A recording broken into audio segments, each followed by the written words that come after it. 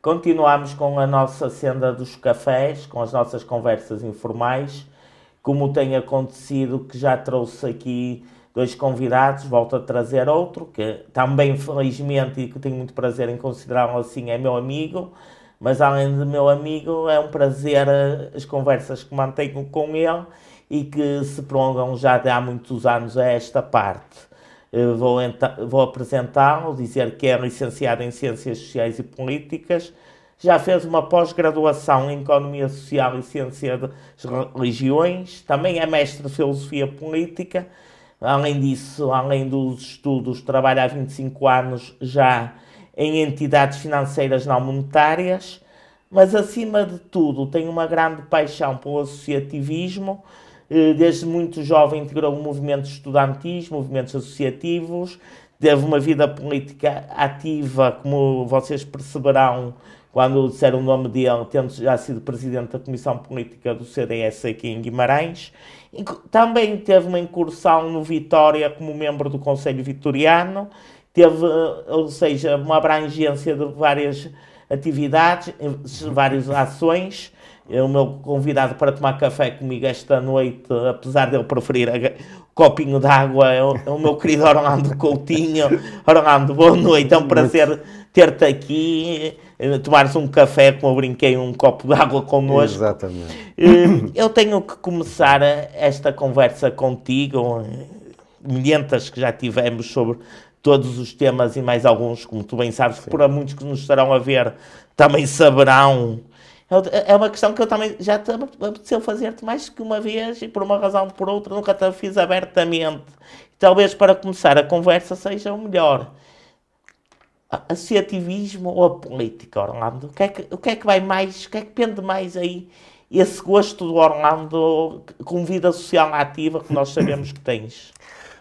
Em primeiro lugar, muito boa noite ao auditório da Rádio Inquieta. Queria agradecer o convite que me foi formulado pelo meu querido amigo Vasco Rodrigues e queria, no fundo, também agradecer ao diretor da rádio, o Filipe, a quem vou deixar aqui um livro que escrevi em 2020, A Democracia Cristã, uma hermenêutica contemporânea. Faço aqui, desde já, o meu proselitismo teológico-político como forma de agradecimento a este convite que me é formulado.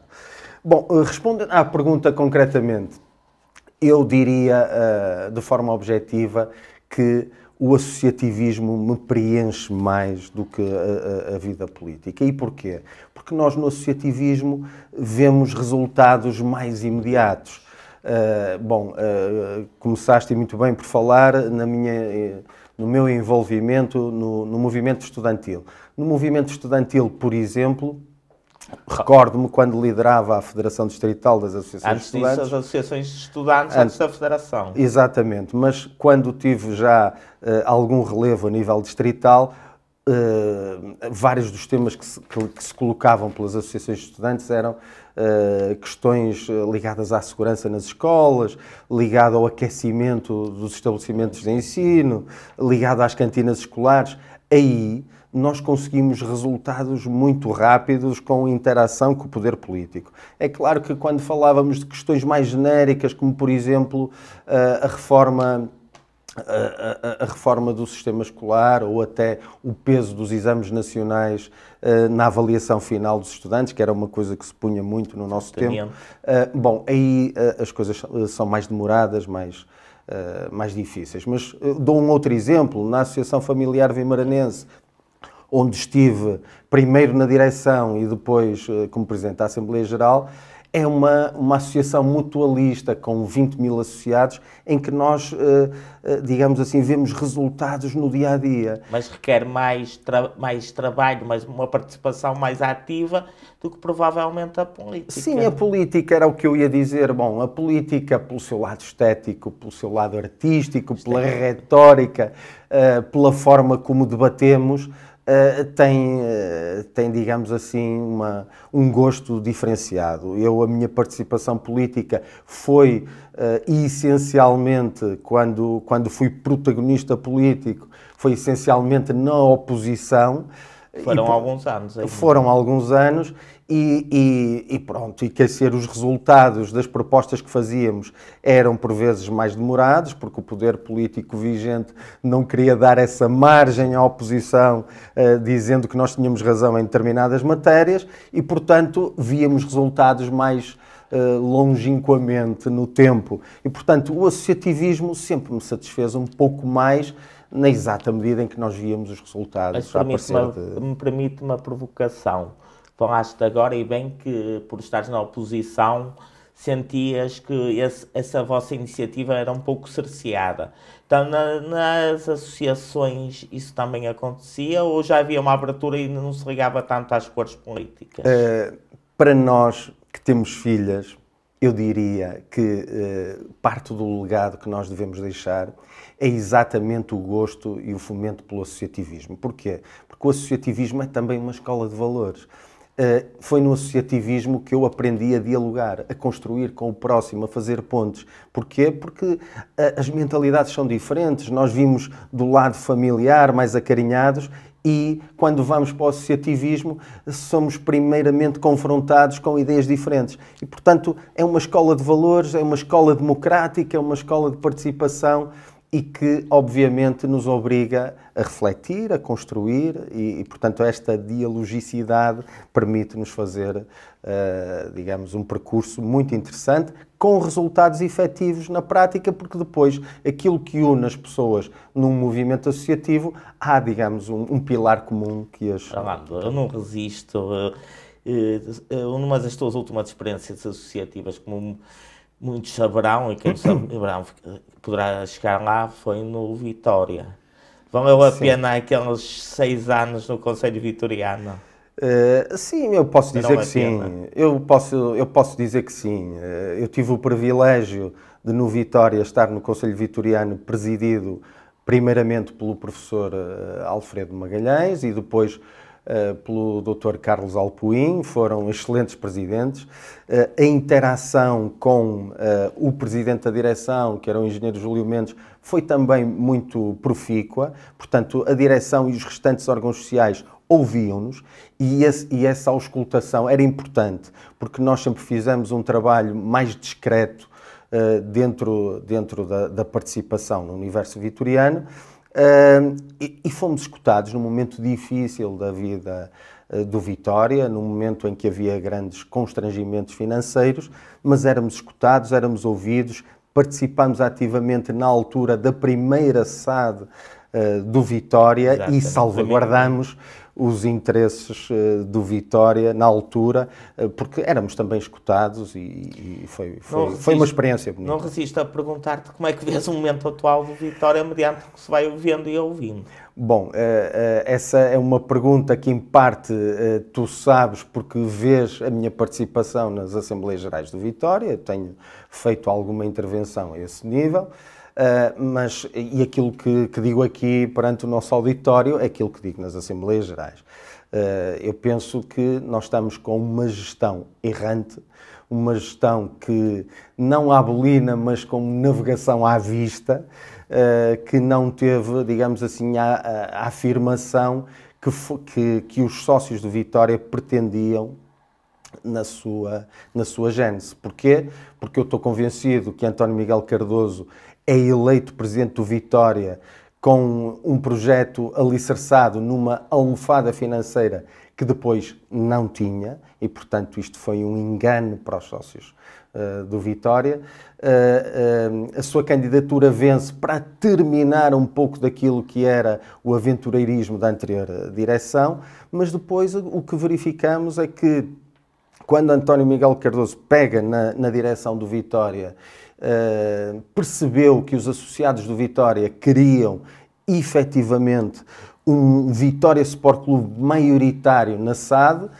Ele vislumbrou que não tinha, digamos, forma de lá chegar, conseguiu uma parceria à pressa, uma parceria que de facto não é absoluta parceria, ou seja, quem apareceu foi um grupo económico que queria, obviamente, e tão somente ganhar dinheiro, foi mesmo assim, e verificamos através da própria UEFA que este tributo e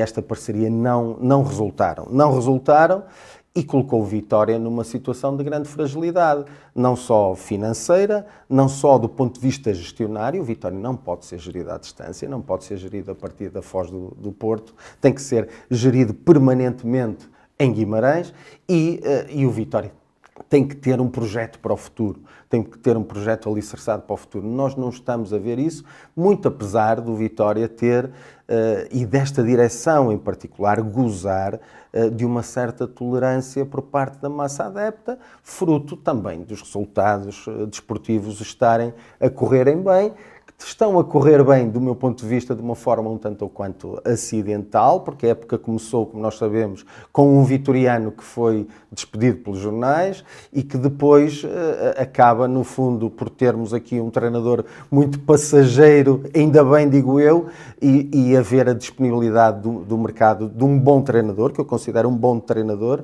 que entusiasma a massa associativa e que está, no fundo, assegurar a direção. Eu não resisto a lançar-te a provocação e seguir o teu raciocínio. E faço isto quando tu falas no que falas, quando apresentas essas críticas, eu vejo-te quase a liderar um movimento alternativo, ou estou enganado? Vasco, eu costumo dizer que na minha participação cívica e política eu nunca fugi às minhas responsabilidades. E o que é isto de fugir às minhas responsabilidades? Que nunca fugi. Eu sempre que vi no movimento associativo em que participo que há uma voz geral de ideias que eu preconizo e, portanto, e que outros associados preconizam, ou que outros cidadãos preconizam, ou que outros militantes partidários preconizam nas várias intervenções que tive ao longo da vida. E que não está representada no debate político-democrático dessas associações, desses partidos, desses clubes de futebol, por exemplo, bom, aí ou apoiando alguém que, na generalidade, tenha ideias semelhantes às minhas, ou protagonizando, sem fugir a essa responsabilidade, diria que, como associado ativo, todos nós temos essa obrigação de estarmos disponíveis para protagonizar a qualquer momento candidaturas ou movimentos que possam, digamos assim, ocupar um espaço democrático de debate que possa não estar a ser... O Armando Coutinho está disponível para o combate. Eu estarei disponível se perceber que há um grande número de associados do Vitória que têm ideias semelhantes às minhas e que não está a ser representado no debate político-democrático.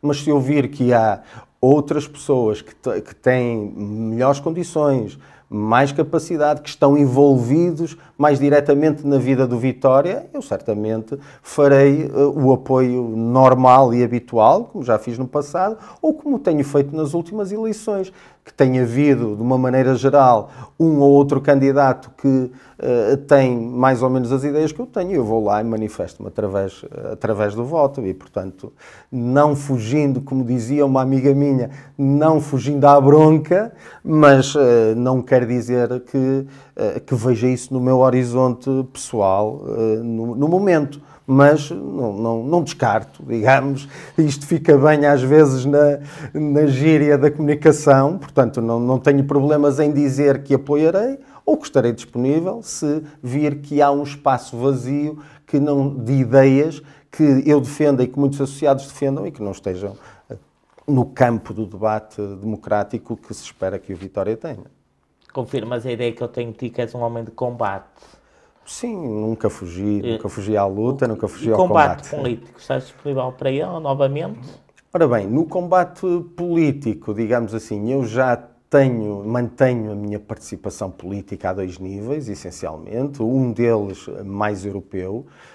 Eu sou, embora pro bono, assessor no presídium da UETDC, que é o Grupo Democrata Cristão do Partido Popular Europeu, que sobretudo dá pareceres políticos sobre questões sociais e laborais no seio do Partido Popular Europeu, que depois descem ao Parlamento Europeu ou sobem à Comissão Europeia para serem debatidos pelos democratas cristãos e pela Comissão Europeia em geral, e, portanto, mantenho essa participação política, e depois, ao nível mais académico, também tenho essa participação política da seguinte forma, pelo gozo que me dá a ciência política, porque dou umas aulas de ciência política quando sou requisitado para isso. Mas a política ativa que tiveste é público durante cerca de 5 anos, penso, da Comissão Política do CDS, essa que é a política de trincheira, se me permites a expressão, para não a de pressupostos teóricos, essa neste momento? Não, olha, há uma coisa na política que me dá muito gozo, que tem mais uma vertente académica. Eu sou membro associado do Observatório Político Português e com frequência faço artigos científicos, quer em modo de working paper, quer para a Revista Portuguesa de Ciência Política. Esse lado de reflexão dá-me muito gozo. No restante, na participação política ou local, ou regional ou nacional, eu penso que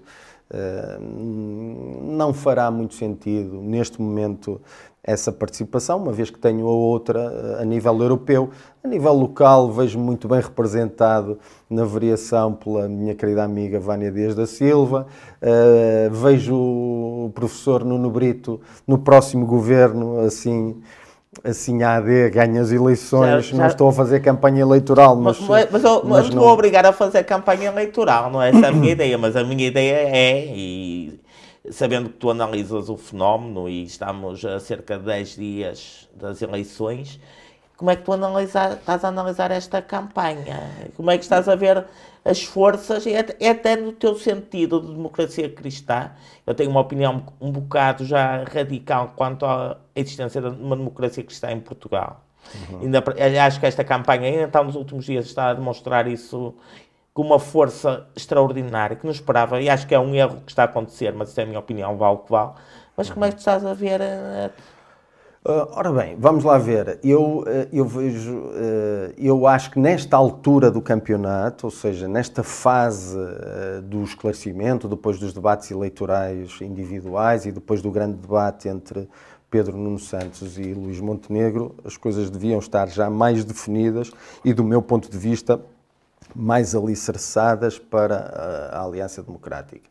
Digo sem nenhum preconceito nem nenhum complexo relativamente à esquerda, porque eu até acho que o Pedro Nuno Santos arrancou muito bem. É um homem que tem um protagonismo e um carisma próprio, mas que, no fundo, se acantonou um pouco à esquerda, deixando margem ao centro político. Luís Montenegro fez um esforço muito grande por recentrar o PSD que vinha, na minha modesta opinião, não é isso a opinião da bolha mediática, mas vinha de um ultraconservadorismo de direita. Permitindo, também estamos a conversar no café, salvo seja. Sim. Achas que as aparições de Pedro Passos Coelho e Durão Barroso não voltam a tornar o PSD na direita? Era isso que eu ia dizer. Ora bem... a ultradireita? Ora bem...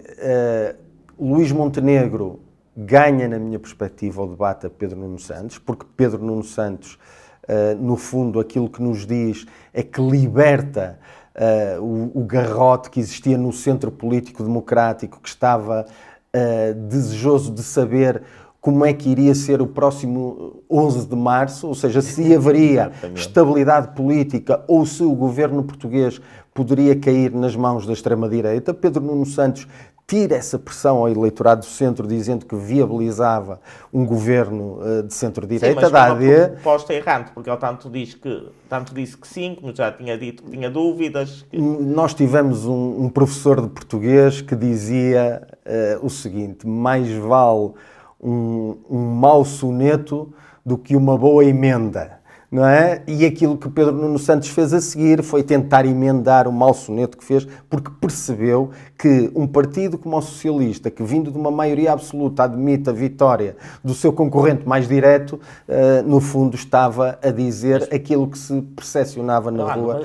Agora, aquilo que eu acho, relativamente, para não fugir à pergunta sim. desaparições na campanha de Luís Montenegro, eu aí, muito sinceramente, acho que houve algum erro político por parte da AD, que podia já ter consolidado esta margem de distância que tinha para Pedro Passos Coelho, para Pedro Nuno Santos, depois do debate a dois, e isso não aconteceu com a aparição de Pedro Passos Coelho, que teve um discurso muito próximo a André Ventura e preocupante, com a aparição de Durão Barroso, que é tido na sociedade portuguesa como um transfuga, com a aparição de Rui Rio, embora de forma tímida, mas, perdoem-me a expressão, estamos em café, posso dizê-lo assim, a querer pôr a pata na justiça, e portanto, e Rui Rio foi um dos responsáveis pelo maior escrutínio que Luís Montenegro teve na vida pública, porque Rui Rio fez um acordo com o Chega nos Açores.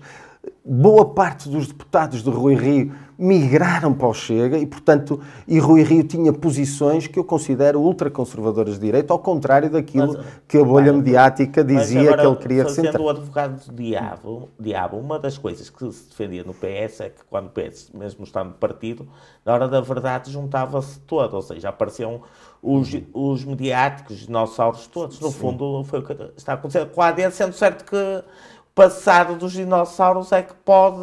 Sim, mas aquilo que eu acho que é que Luís Montenegro arrancou muito bem e que tinha margem para consolidar esse bom arranque. E eu continuo a dizer que Luís Montenegro é a esperança para o centro político em Portugal. Porque nós podemos correr o risco, no dia 11 de março, se tivermos uma maioria à esquerda, de ter Mariana Mortágua como Ministra das Finanças. E se tivermos uma maioria à direita que não seja nas condições que Luís Montenegro se propôs governar, podemos ter, depois da aparição de Passos Coelho na campanha, podemos ter uma solução que passe por Passos Coelho, que claramente é mais à direita do que Luís Montenegro. Portanto, leva-nos a uma coisa que é Luís Montenegro é a esperança do centro político, do resgatar do centro político em Portugal. Mas atendendo a este cenário, atendendo ao cenário das sondagens, pode-se ver o Chega como a força de bloqueio a uma estabilidade governativa? Por isso é que eu digo que a solução passa por Luís Montenegro, ainda que eventualmente com o apoio da Iniciativa Liberal. Mas passa por aí a recuperação do centro político democrático. Mas a questão passa pelo seguinte. A questão passa por não se conseguir fazer uma maioria de direita moderada, não conseguir existir uma maioria também de esquerda, e o Chega a ser a força de bloqueio para haver uma estabilidade governativa de 4 anos. Bom, mas aí Pedro Nuno Santos, apesar das más emendas, já disse como é que vai ficar o soneto e, portanto, nessa perspectiva, desbloqueia a governação, não a entregando à Será possível uma governação de 4 anos para toda a experiência de acordos de regime? Tudo depende da capacidade de diálogo do líder do governo. Se houver progresso social e, portanto, e Luís Montenegro posicionou-se ao centro, um centro que eu, aliás, defendo como democrata cristão, ou seja, ordoliberal, ou seja, com progresso e com liberdade económica no mercado, mas com grandes preocupações sociais, mantendo o contrato social que resultou do 25 de Abril, isto é, com segurança social, com a escola pública também, abrindo espaço à saúde pública, ao Serviço Nacional de Saúde e outros, não dispensando a capacidade instalada também no social e no privado, mas, portanto, eu acho que é por Luís Montenegro. Não temos que falar do CDS. O CDS, como toda a gente sabe, tu foste, já disse aqui, foste um destacado militante, és militante, presumo. Sim. E destacado, continuas a ser, espero do destaque de um dia para o outro. Não achas que o CDS, nós já falámos muito também de coligações, perdoem-nos a inconfidência, não achas que esta coligação pode ser a morte do CDS, o último prego no caixão? A perda definitiva do protagonismo? O CDS, nestas eleições muito disputadas e muito fragmentadas, penso eu que só tinha espaço de sobrevivência com uma coligação deste tipo. Muito sinceramente. Mas estamos a igualar o CDS ao Partido Popular Monárquico, quase. O CDS, depois de regressar ao Parlamento, como se espera, no dia 11 de março, vai ter que lutar, vai ter que fazer pela vida. E ao fazer pela vida, terá que o fazer naquilo que eu penso que pode ser distintivo, através da democracia cristã, mas através de uma democracia cristã com políticas práticas. E por exemplo, instalou-se uma polémica recente com um dirigente do CDS a falar sobre a questão do aborto. Exatamente. Eu ia te falar nisso, Paulo. Bom, eu, ao nível da filosofia política, como escrevi, como apresentei aqui a Rádio Inquieta com a democracia cristã, nós, do ponto de vista das ideias políticas, um democrata cristão defende a vida desde a sua concepção até à sua morte natural. Isto é o princípio. Agora, como é que isto se traduz depois na prática em ideias políticas práticas? Sobretudo numa questão como esta, como a do aborto, que já foi sufragada pelos portugueses e que os portugueses confrontados com a situação disseram claramente o que é que queriam e está legislado nesse sentido. Ora bem, para que uma mulher não se veja obrigada a abortar, o que é preciso que o Estado faça para que ela não se veja nessa contingência? Ora bem, tem que se promover socialmente a mulher, tem que se achar condições para que a mulher concilie a sua vida profissional com a sua vida familiar, não sendo barrada nas promoções de carreira quando decide ter filhos. Tem que se promover, digamos assim, a expansão económica e a autonomia financeira da mulher. A mulher tem que ser valorizada cívica, económica e politicamente. E, portanto, se assim acontecer e se um democrata cristão promover na oposição ou no poder políticas que, no fundo, reforcem esta condição, a mulher não tem que optar por situações mais radicais, onde elas próprias são as primeiras sofredoras. E, portanto, eu isto digo para o aborto, que foi o caso que foi, como também digo para a questão da eutanásia. Se um democrata cristão não quer que uma pessoa, numa fase avançada da vida, pense numa circunstância destas, tem que promover a saúde primária, tem que promover depois os cuidados paliativos, tem que dar visibilidade económica aos... passos muito para uma filosofia AD, não uma filosofia CDS? O CDS se apaga no Parlamento e não tem a capacidade para ir sozinho daqui a 4 anos? Quem, como eu, está agora mais próximo das instituições europeias e dos partidos democrata-cristãos europeus e da família política democrata-cristã europeia, defende uma coisa que eu também defendo aqui neste meu livro, que é a democracia cristã tem uma vocação centrista, tem uma vocação ao centro político, não é? E, portanto, embora aglutine liberais na economia e conservadores também noutras matérias, a democracia cristã tem uma prevalência ao centro político. E, portanto, o CDS pode distinguir-se promovendo políticas que salvaguardem o contrato social existente. A conversa é boa, caminhamos para o fim, mas eu não resisto antes disso, antes de perguntar quem tomas café, é uma provocação. Uma provocação que também é outra das nossas discussões quase, não é diárias, que não estamos diariamente juntos, mas que várias vezes conversamos. Sei o que tu defendes, que é o rendimento básico incondicional. Ou seja, nós, desde o momento em que nascemos, ter direito a um rendimento pelo facto de sermos pessoas. Isso. Eu honestamente poderei dizer que tenho algumas reservas sobre a medida e apetece-me lançar-te a provocação. Isto não cheira a Rui Tavares, Livre? Ora bem, eu diria assim, é uma ideia livre. É uma ideia livre. É uma ideia livre, mas que não é propriamente do Rui Tavares. Se quiséssemos achar uma paternidade mais recente, eu citaria a Sua Santidade, o Papa Francisco, que em plena pandemia instou os economistas católicos a pensar sobre uma medida deste tipo, porque verificamos que havia um conjunto vasto de pessoas que não teve rendimento durante a pandemia. Portanto, aquilo que eu digo, e sou insuspeito para citar Paulo Raimundo, que dizia, bom, a melhor maneira de aumentar os salários é aumentar os salários. Eu diria que a melhor maneira de acabar com a pobreza é dar dinheiro às pessoas. Mas não achas que isso seria um contrassenso quando pensamos que a economia se movimenta e estaríamos a apoiar o sedentarismo, por assim dizer, porque as pessoas saberiam que tinham aquele rendimento, quer fizessem, quer não fizessem? Esta semana, Vasco, tivemos um relatório muito interessante da Caritas portuguesa que dizia com clareza que, apesar de trabalharem, muitos dos trabalhadores não conseguem fugir à armadilha da pobreza. E então, se a trabalhar não se consegue fugir à armadilha da pobreza, como é que nós resolvemos o assunto da pobreza quando, efetivamente, nós percebemos que a riqueza gerada em contexto europeu é capaz de, no fundo, de terminar com a pobreza no espaço europeu. E isso não acontece. Bom, aquilo que eu entendo é que, mudando o paradigma económico, social e político, e tu tiveste aqui um convidado